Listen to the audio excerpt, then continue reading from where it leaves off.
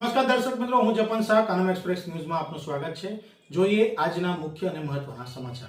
સારોદ ગામે ગૌમાંસ સાથે ગૌવંશ હત્યાનો પર્દાફાશ। વેડજ પોલીસે 4 આરોપીઓની ધરપકડ કરી 1.40 લાખથી વધુનો મુદ્દામાલ જપ્ત।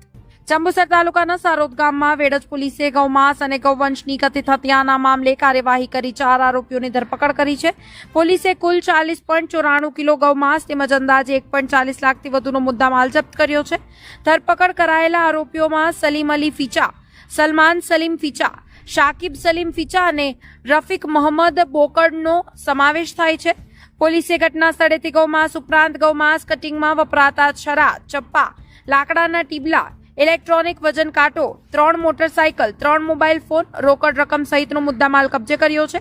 સમગ્ર મામલે વેડજ પોલીસ સ્ટેશનમાં ભારતીય ન્યાય સંહિતાની કલમ 325, ગુજરાત પ્રાણી સંરક્ષણ અધિનિયમ 2017ની વિવિધ કલમો તેમજ પ્રાણી ક્રૂરતા નિવારણ અધિનિયમ હેઠળ ગુનો દાખલ કરવામાં આવ્યો છે। કેસની વધુ તપાસ વેડજ પોલીસ ઇન્સ્પેક્ટર MG ડોડિયાના માર્ગદર્શન હેઠળ ચાલી રહી છે।